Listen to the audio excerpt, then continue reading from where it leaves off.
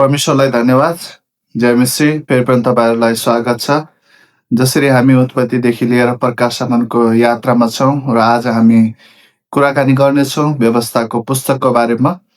परमेश्वरले व्यवस्थाको पुस्तक जो हामीलाई दिनुभएको छ, यसको एकदमै बाइबलमा महत्त्वपूर्ण भूमिका दिएको छ। जब हामी व्यवस्थाको पुस्तकको बारेमा हेर्छौँ भनेदेखि व्यवस्थाको पुस्तकमा नियम अनि कानुनहरूको बारेमा दिएको छ, नीति नियमहरूको बारेमा दिएको छ। अहिले पनि इजरायलीहरू चाहिँ मिस्र देशबाट निस्केर कनानको यात्रामा छन्। जब हामी त्यो यात्रामा हेर्छौँ भनेदेखि धेरै किसिमका कुराहरू त्यहाँनिर भइएको छ। अनि एउटा ठुलो भिड त्यहाँनिर छ। त्यो भिडलाई सम्हाल्नको लागि अब चाहिँ परमेश्वरले त्यो भिडलाई एउटा नीति, एउटा नियम मूसाद्वारा दिनुहुन्छ। जब हामी हेर्छौँ भनेदेखि व्यवस्थाको नाममा नै एउटा नीति, एउटा नियम भनेर जोडिएको छ।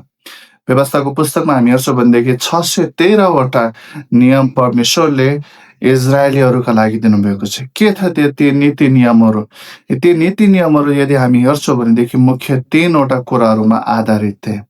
एउटा नैतिक, अनि दोस्रो कुरा हामी हेर्छौँ भनेदेखि एउटा धार्मिक कुराहरूमा, तेस्रो चाहिँ आम जनताहरूको लागि है के गर्नुपर्ने, के नगर्नुपर्ने हो। 3वटा मुख्य कुराहरूमा चाहिँ परमेश्वरले 613वटा कानुन, जो नीति नियमहरू छन्, इजरायलीहरूका लागि बनाउनका लागि चाहिँ मूसालाई निर्देश दिनुभयो।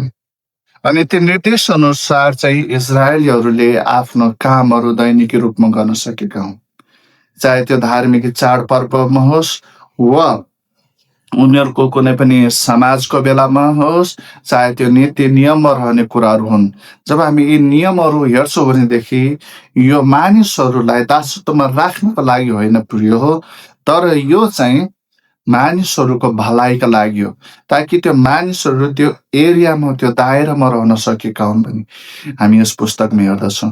र अर्को कुरा जो हामी हेर्छौँ भनेदेखि धार्मिक कुराहरू, जब इजरायलीहरूले परमेश्वरलाई दिनुपर्ने चढाउने कुराहरू थिए त्यो समयमा, अनि जो चढाउने कुराहरू कसरी दिने त परमेश्वरलाई, कुन तरिकाले दिने, अनि हामी हेर्छौँ भनेदेखि अनि तेस्रो जब हामी हेर्छौँ भनेदेखि नागरिकहरूलाई दिएको नीति नियमका कुराहरू हामी हेर्छौँ। अनि यो एकदमै मानिसहरूको लागि है, एकदमै किन हामीमा दिएकोलाई यो कानुन भनेर कतिपय अवस्थामा ती इजरायलीहरूले, ती मानिसहरूले सोचेका होलान्। तर परमेश्वरले तिनीहरू चाहिँ यो दायरामा रहन सकेका हुन्। यो कुराहरू परमेश्वरले चाहनुहुन्छ भन्ने कुराहरू त्यहाँनिर परमेश्वरले व्यवस्थाको पुस्तकमा दिनुभएको छ। अनि ठिक त्यसरी नै जब हामी हेर्छौँ भनेदेखि एउटा पद हस्तान्तरणको कुराहरू पनि हामी हेर्दछौँ। अहिले मूसा एकदमै वृद्ध भइसकेका छन् है, अनि वृद्ध भइसकेको हुनाले अब चाहिँ उहाँले चाहिँ आफ्नो गुवाईपन चाहिँ यहोशूलाई दिँदै हुनुहुन्छ। अनि इजरायलीहरूलाई आशीर्वादका कुराहरू पनि दिनुहुन्छ र इजरायलीहरूलाई के कुराहरू गर्नु र के कुराहरू नगर्नु भनेर भनेका छन्। जब हामी हेर्छौँ यी सबै जो कुराहरू मूसाले भनेका छन् वा भनेका छैन, ती सबै कुराहरू चाहिँ परमेश्वरबाट चाहिँ मूसाले पाएर चाहिँ अब इजरायलीहरूलाई दिँदछन् है। अनि अर्को कुरा जब हामी हेर्छौँ भनेदेखि यहाँनिर जुन आफ्नो अगुवाईपन है, अगुवाईपन चाहिँ अब चाहिँ मूसाले यहोशूलाई दिँदैछन्। यो साधारण कुरा थिएन, लाखौँको भिड थियो झनै। अब हामी हेर्छौँ भनेदेखि 20 देखि 25 लाखको सेरोफेरोमा भिड छ र त्यसको अगुवाईपन चाहिँ मूसाले यहोशूलाई दिँदैछन्। अब म वृद्ध भइसकेँ, अब चाहिँ तिमीले यसको अगुवाईपन गर्नुपर्छ। अब मेरो मृत्यु नजिक छ, यसको अगुवाई तिमीले नै गर्नुपर्छ। र परमेश्वरले के कुराहरू मलाई सिकाउनु भएको छ र आगामी समयमा तिमीलाई पनि कसरी अगुवाई गर्नुपर्ने हो, सो कुराहरू परमेश्वरले तिमीलाई पनि सिकाउनु नै छ भनेर यहोशूलाई भन्नुहुन्छ। प्रिय, कतिपय अवस्थामा हामी व्यवस्था, नीति नियम अनि चर्चमा चाहिँ यस्तो छ नियम, उस्तो छ नियम भनेर सोच्छौँ है। अनि त्यो नीति नियम परमेश्वरबाट हो कि कुनै व्यक्तिबाट बनाइएको, पहिला त्यो विचार गर्नुहोस्। यदि त्यो चर्चको समृद्धिको लागि हो भनेदेखि, चर्चको उन्नतिको लागि हो भनेदेखि प्रिय, चर्चमा तपाईँ पनि समावेश हुनुहुन्छ है। त्यही कारणले त्यो नीति नियममा रहनु चाहिँ एकदमै असल कुराहरू हो।